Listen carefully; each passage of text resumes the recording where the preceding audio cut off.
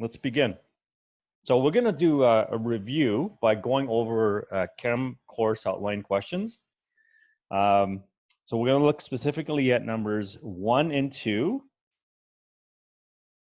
from here, and then we're going to skip down to number 7 because these are things that we've covered. We haven't covered questions 3, 4, 5, and 6 yet. So we'll come back to that later on, okay? So far in chemistry, we've covered some topics. We focused on the atom, what the atom is, but we did also talk a little bit about the particle theory. So I want to start with a question in regards to the particle theory, which is something that you were introduced to in elementary school. I remember because my daughter in grade 7, I think, was introduced to the particle theory, which kind of sounds like the atomic theory, but there's some differences, right? It says the particle theory says that matter is made up of little tiny particles. They're always moving. If you heat them, they move faster. If it's the same substance, it's the same type of particle. So like aluminum is made up of aluminum particles. They're all the same. There are some variants when you look up the particle theory. So sometimes when you Google particle theory, they don't give you exactly the same statements. So here's one I don't think we included last time, that there's a lot of space in between the particles. And the closer the particles are, the stronger the force of attraction is between them. So I'm going to actually explain what some of these things mean, because the particle theory is a way to try to understand some things that we see in the natural world. So for instance, what do I mean by that? So let's look at for example, the first one. It says that particles are always moving, and if they're heated, they move faster, okay? So for instance, let's say I draw a particle, all right? I'm gonna draw a particle here. All right, so imagine this is a particle, and the red arrow represents its motion, okay? And imagine I draw a different particle, okay, and its red arrow is smaller. So what does that mean? That means it's moving slower. So maybe this one's moving faster, and this one is moving slower. So one of the things the particle theory says is that when you heat something, it moves faster. So if we applied heat to these particles, they would move faster. The arrow would get bigger, all right? So if we heated them up, maybe we put them in the microwave or something like that, then the particles would move faster, which I'm going to represent by simply drawing a bigger arrow, okay? So that's one thing that the particle theory states. They're always moving. You heat them, they move faster. But it also explains, why is it that hot things cool down? You all know that, right? Get something that's hot, eventually it cools off. So why? Why does it do that? Of course, the reverse is true. Often we know if something's really cold, that it warms up. So how does the particle theory explain this? Okay, so this goes back to the idea that particle is moving, and the hotter it is, the faster it moves, right? So if I were to say to you, which of these two particles would represent the one that's hotter, you would say it's this one, because this one is moving faster, represented by the bigger arrow. And this one will be colder, and then represented by the smaller arrow. Now, we know that hotter things cool down and colder things warm up. So why? What happens? Well, these particles are moving around. So eventually what happens over time is they hit each other. Now, when they hit each other, what happens is the hotter particle, imagine like one person running really fast runs into another person moving really slowly. The faster person will slow down a little bit. So in this case, the hotter particle is like the faster person. So they would slow down a little bit. So their arrow is going to be a little bit shorter. And the slower moving person, which got hit by the faster moving person, is going to pick up a little bit of speed. So they're going to be moving a little bit faster. So now their arrow is going to be a little bit longer. So what happened? Well, the hotter moving particle, which had a much bigger arrow to represent that it was faster, now has a smaller arrow because after the collision, it slowed down a little bit. So the hotter thing got cooler. The colder moving particle, which was moving really slowly, was hit by the faster moving particle and now has a bigger arrow, which means it's moving faster, which means it's hotter, a little bit hotter, right? So the particle theory actually helps us understand why this happens. So why do particles move? Why do things cool down? Why do things heat up? So why do things cool down? And why do cold things warm up? Right? It helps us understand this, what we normally see in everyday life. Any questions about that? One of the other statements is that says that there's a force of attraction between particles. So that actually also will help us understand another phenomena, which is why is it that you have to heat solids so we can convert them into a liquid? So you know that there's 3 states of matter, right? There's solids, liquids, and gases. Now, what's the difference between the 3? Okay, so the difference is this. In solids, the particles are really close together. So let's imagine that this is my solid, okay? So these are the particles that are really, really close together. So this box represents maybe like a piece of metal. Now, in a liquid, the particles are farther apart. Okay? So maybe that represents my liquid. In a gas, they're really far apart. Now, we know that we need to apply heat. So if you heat a solid, it will go from a solid, if you apply enough heat, of course, enough heat, it will go from a solid to a liquid, and then it goes, if you apply even more heat, possibly go into a gas. So what's happening is, well, the reason why we have to do that is because the particle theory says that the particles are attracted to each other. So there's a force of attraction between these particles. So we need to apply heat to break up that attraction so we can move them further apart. And the more apart we need to move them, the more heat we have to apply. So the particle theory also helps to understand that, like, why do we need to heat solids to make them into liquids? And why do we need to heat liquids to make them into gases? And that's because there is an attraction between the particles. And by applying heat, we can break that up and move them further apart. Okay?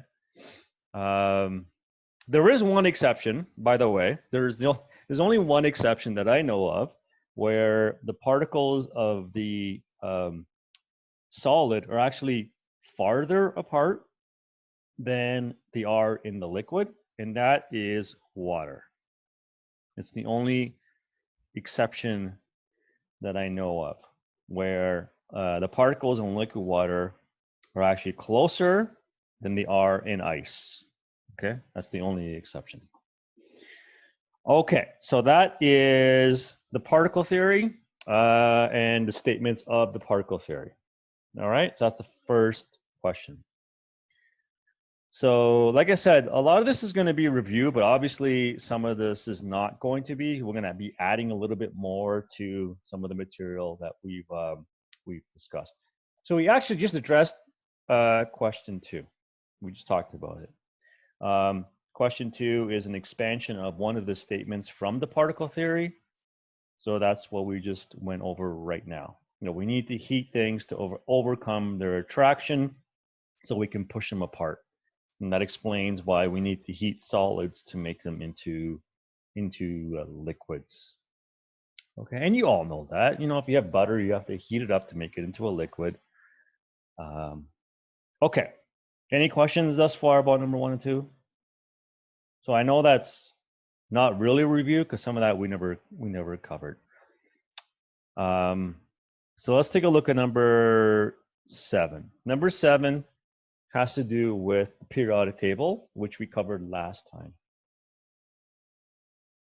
So this is a question about a Russian scientist named Dmitry Mendeleev, and he was a major contributor to developing the periodic table.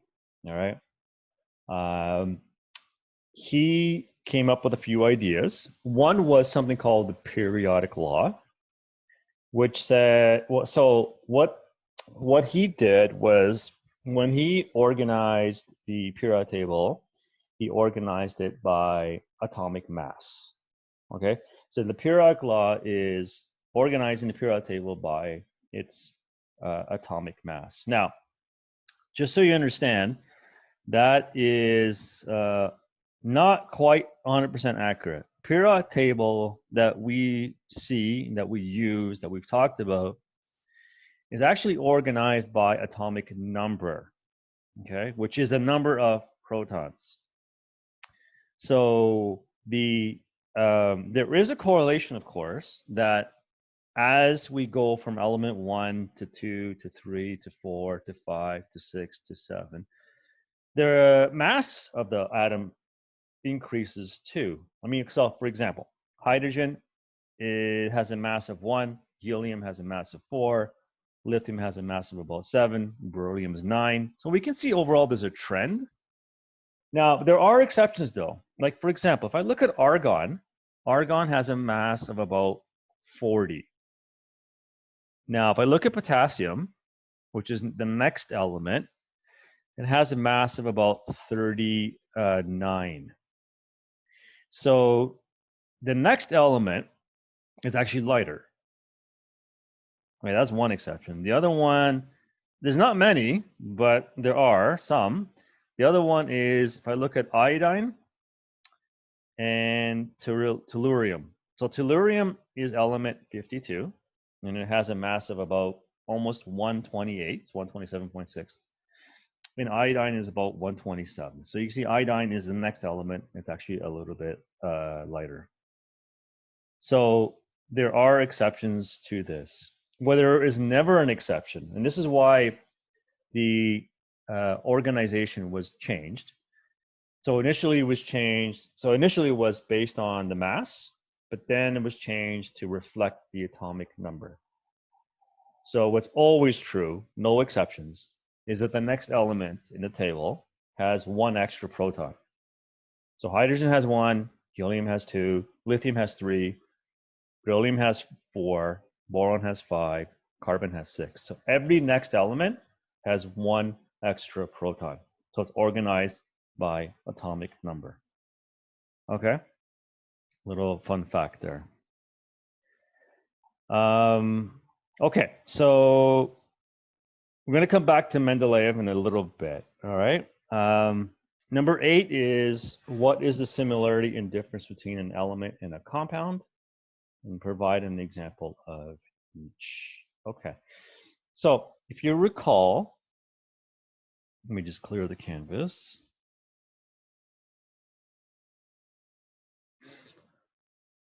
So let's say we look at hydrogen.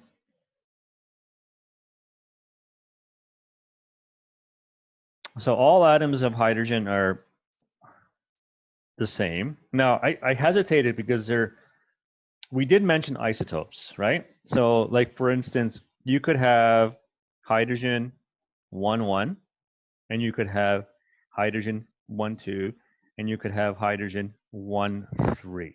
So there are variants, but when it says that they're all the same, what do they mean by that? It's all the same. They mean that the atomic number is the same, right? That's what they're talking about. Atomic number is the same. So all particles of hydrogen have 1 proton. So if I was to draw, like, for example, let's say this represents my hydrogen atom, then they're all going to be the same in that regard, that they each have one proton, okay? Whereas oxygen, if I draw oxygen with an O, oxygen is different because it has 8 protons. So each oxygen atom is the same because each oxygen atom has 8 protons, and each hydrogen atom has 1 proton. So that's what this means, right? That, you know, every element is made up of one type of atom. So that's what, and then we talked about that when we went over the atomic theory.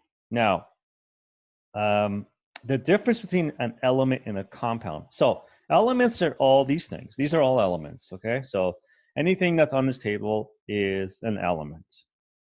A compound is a combination of these elements. So if I take hydrogen and oxygen, now you would actually need 2 hydrogen and you would need 1 oxygen. That would actually be water. So water would look like this. It would be 2 hydrogen atoms attached to 1 oxygen atom, all right? If I had sodium, so sodium's an element and chlorine is an element. But if I put them together, I get a compound that should be familiar to you. This is actually, sorry, I meant to say fluorine. So actually, we could say sodium chloride. But what I actually was thinking in my head was actually this one, sodium fluoride. This is what you find in toothpaste, whereas this sodium and chlorine is called sodium chloride. That's what you commonly known as table salt. Okay, so you can see what a compound is. A compound has to be made up of 2 or more different types of elements. Okay, so that's the difference in element and a compound. Okay, and then yeah, that's it. Okay, so let's move on to number 9 then. All right, number 9 is the term metals, metalloids, and nonmetals. Now, what I'm going to do, because this is actually something you're going to look at in your interactive periodic table. So I'm going to talk a little bit about it. I'm actually going to use the periodic table, the interactive one that I want you to look at. So I'm going to use this one to go over metals, metalloids, and nonmetals, okay? So if I click on, see these tabs up here? If I click on, let's just verify. Can you see this interactive table? Girls, can you see this?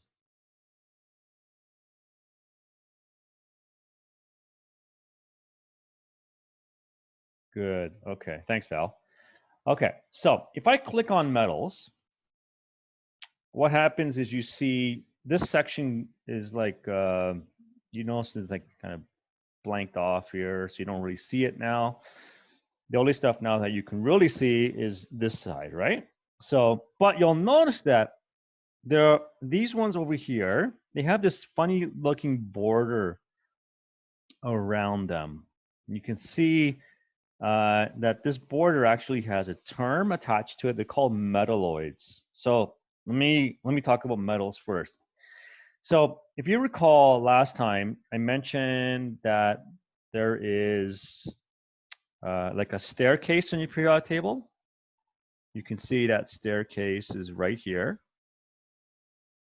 Okay, kind of looks like a staircase. Maybe not so much, not an even staircase, but there's that staircase.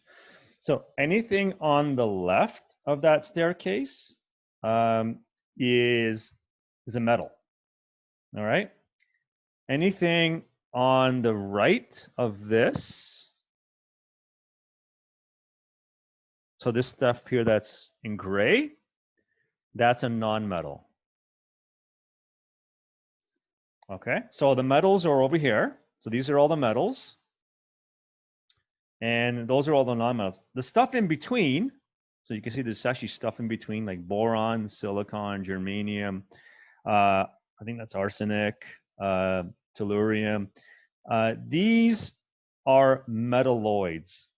So let's see if we can kind of figure out maybe what a metalloid is.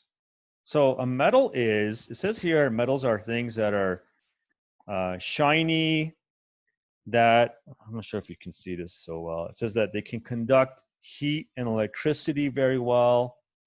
They're solids at room temperature. If I look up nonmetals, if I click on nonmetals, hold on, let me just, I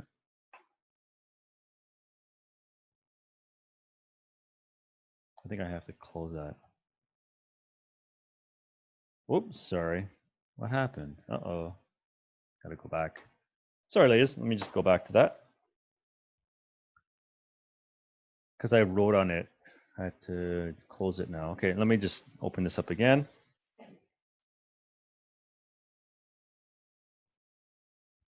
Okay, here we're back. So metals, we said that the solid, you can see shiny, conduct heat and electricity. It says that they also tend to form positive ions. Now, if you remember last time we talked about that, the stuff on the left, they want to be stable, so they want to lose electrons.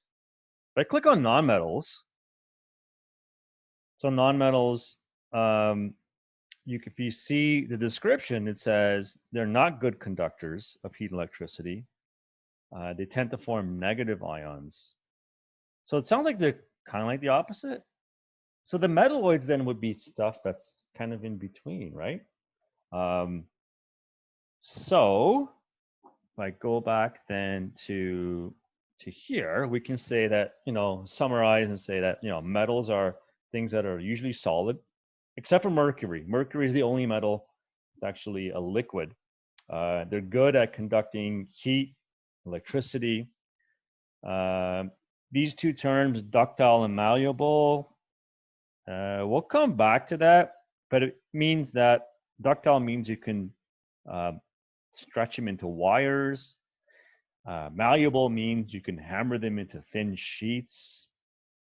If you compare that to non-metals, metals, you can't do that. Like, you can't do that with a non-metal. You can't do it with oxygen. You can't take oxygen and stretch it into wires or hammer it. And then metalloids would be, I guess you could say, something in between. Those two, metals versus non-metals. Okay. But you'll be talking a little bit more about that with your interactive periodic table assignment. So let's move on to number 10. What is a chemical family? So we did talk about this last time. So if you recall, chemical families are the columns. So like column 1 is a family, column 2 is a family. So they have similar properties. For example, column 1 is called the alkali metals, and they're very reactive. If you remember column 1, they're called the alkali metals. So if I click on group 1, see, there's a description. It's hydrogen and the alkali metals. Group 2 are the alkaline earth metals. So the first two columns are alkali and alkalines, all right? And then if you look at the last two columns, so if I look at the last column is group 18. Those are called noble gases. And group 17, they're called the halogens. Okay, we talked about this last time. Now, if you remember, the last column is stable because their outer shell is full. Whereas, the halogens, which are almost full,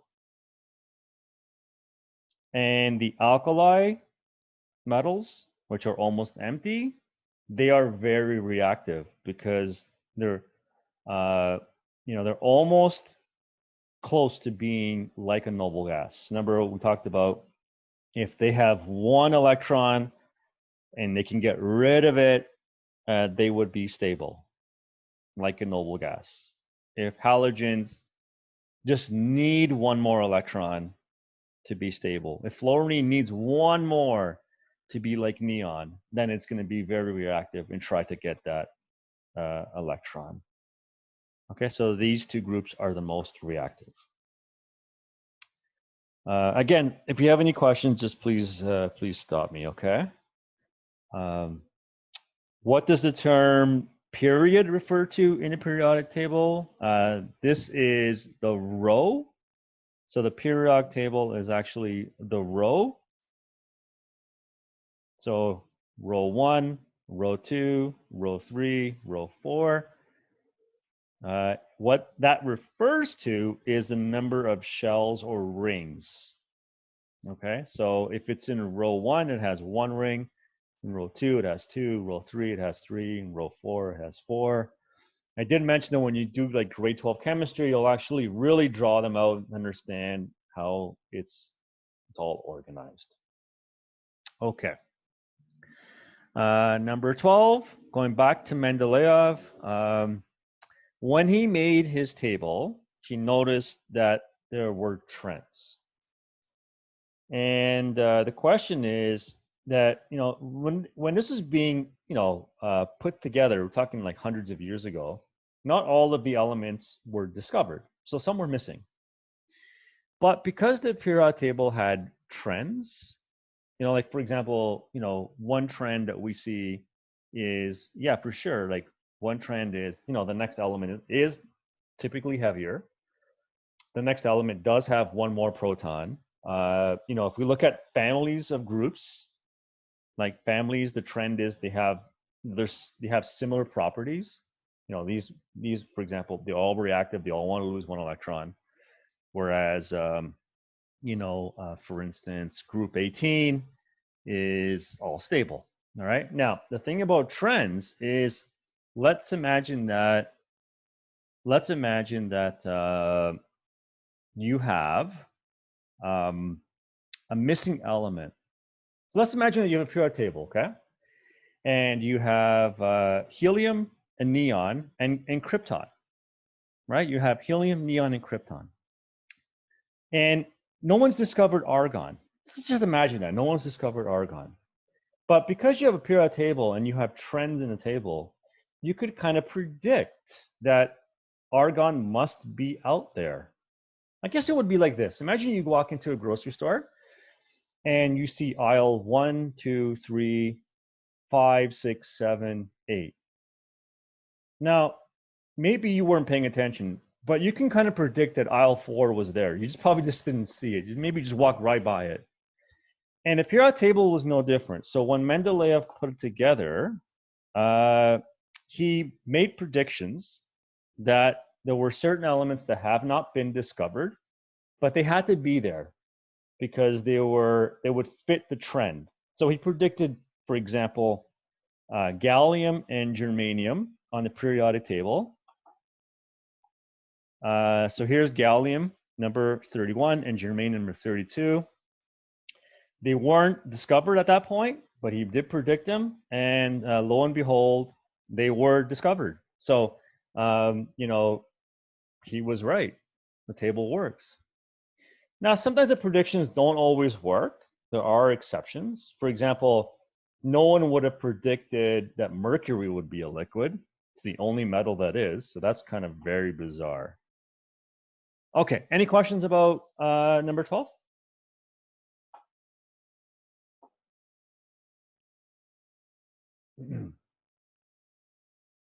I have a question in the chat. No? Okay. All right, cool. Democritus and Aristotle. So we actually, when we started this, we mentioned Democritus. Democritus was one of the first to introduce the idea of the atom. So we're talking thousands of years ago. Now, he said that the world is made up of two things. Really, there's matter, it's made up of small units that you cannot divide into smaller things, and empty space. And the atoms move through the empty space. Now, Aristotle, which I don't think we talked about Aristotle, He didn't like that idea. He thought everything was continuous. What that means is there was no such thing as empty space, that everything was made up of really just a combination of earth, fire, water, and air. So he didn't believe in the idea of the atom.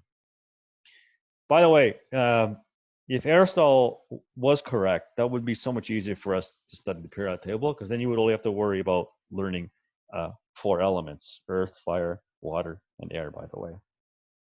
Okay, number 14. What is Dalton's atomic theory? This is the atomic theory we actually looked at, which is similar to the particle theory, but it's not the same. So it says that all matter is made up of atoms. So it sounds like Democritus there. Atoms of a given element are identical. We actually talked about that already, right? Now, is that totally true? So they are identical in terms of atomic number, but not necessarily the mass, though. And that's because you could have isotopes. So an isotope is a version of an atom that has a different mass number. Like hydrogen could have a mass of 1, mass of 2, mass of 3. Those are examples of isotopes. Okay. Atoms of different elements are different. That's true, 100%. So a hydrogen atom is different from helium atom. We know they can combine to form compounds in a particular ratio. So for example, water is always 2 atoms of hydrogen and 1 atom of oxygen, whereas sodium fluoride and sodium chloride are 1 molecule of sodium, and for sodium fluoride, 1 atom of sodium and 1 atom of fluorine. Okay, and for table salt, it's 1 atom of sodium and 1 atom of chlorine. So they combine in particular ratios. When we have a chemical reaction, we're just simply rearranging the atoms. So what that means is that if I take, for example, hydrogen. So let's say I have hydrogen. And now hydrogen actually exists as a pair of atoms, and oxygen actually exists as a pair of atoms. So when we want to make water, what happens is we need to obviously split the oxygen from the other oxygen and attach it to the hydrogen pair. So what that means then is we're just simply rearranging the atoms when we have a chemical reaction. In this case, if you want to make water, we have to rearrange the hydrogen and the oxygen atoms to make that. Okay, that's what that means. And it says that they are indivisible, which in a chemical reaction, that is true. You don't break up atoms, you just rearrange them. However, this is not true in nuclear fission, or something called radioactive decay. This is when atoms actually break up. So atoms can break up, especially the radioactive ones. They can break up into smaller atoms. So that's actually not true. They don't break up in a chemical reaction, but they can in a nuclear reaction. Okay, so just keep that in mind. Remember, the atomic theory was developed in 1800, and we've learned a lot since. Okay, long time ago. Okay, we're almost done. We're almost done, girls. The next question is, we talked about this before, was the discovery of the electron using something called a cathode ray tube. So J.J. Thomson discovered some particle when he was studying the effects of this beam. So you can see that there's a beam, this blue beam, and you see how the blue beam is being deflected. Now, if you notice, it's always being deflected to the positive side. So the positive side is up, Now it's down. The beam is always attracted to the positive side, which told J.J. Thomson that this beam must be made of negatively charged things, and he called those things the electron. Okay. He's also credited with coming up with a picture of the atom that he called the plum. I don't know why I called it the plum pudding model. I guess he must like plum pudding. Called a plum pudding model, which looked kind of like this. So he discovered the electron. So obviously he must have realized there were also positive charges to balance out the atom. So he said that the atom looked like this, where you have a ball where you have positive and negative charges kind of like randomly distributed in that ball. Problem with that model is if I look at the picture, it kind of looks like there's no empty space in the atom, right? It looks like it's just full of positive and negative charges.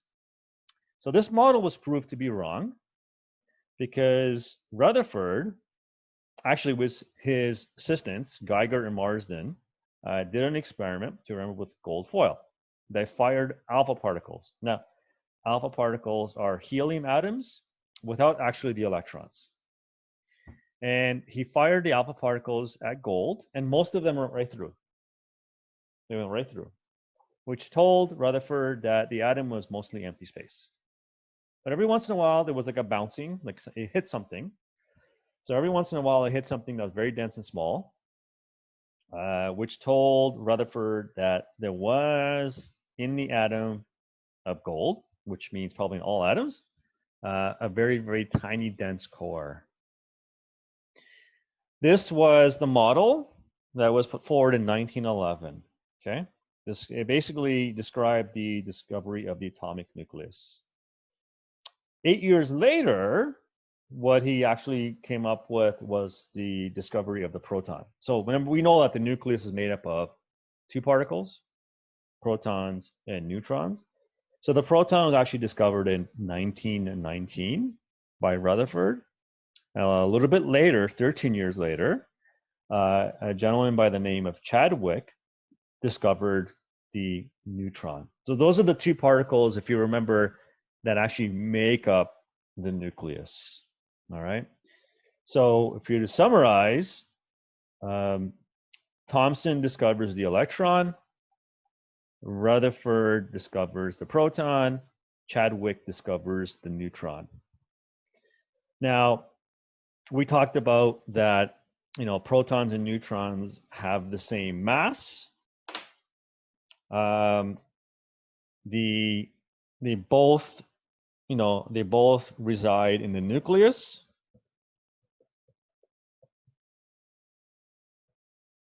And the electrons are far away, and they have the opposite charge. So we know that protons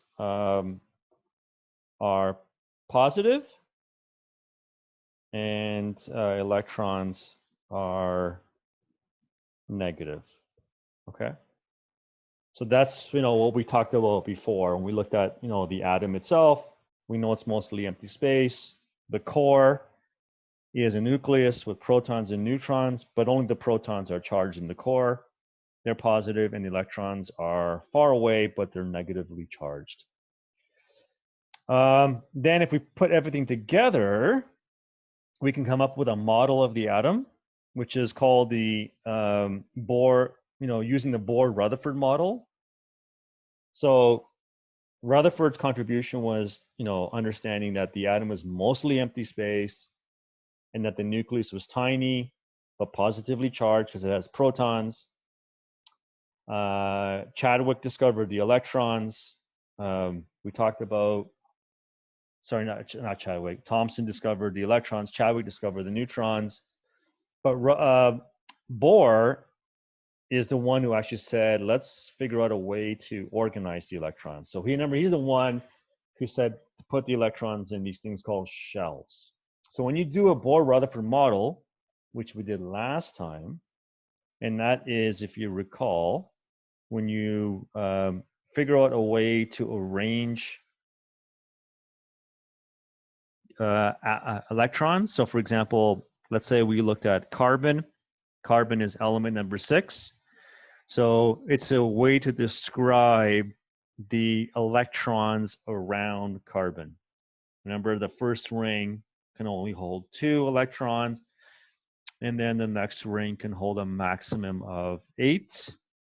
In this case, carbon would have 6 electrons because when neutral, carbon is element number 6. So it means it has 6 protons, which means it also has 6 electrons when neutral.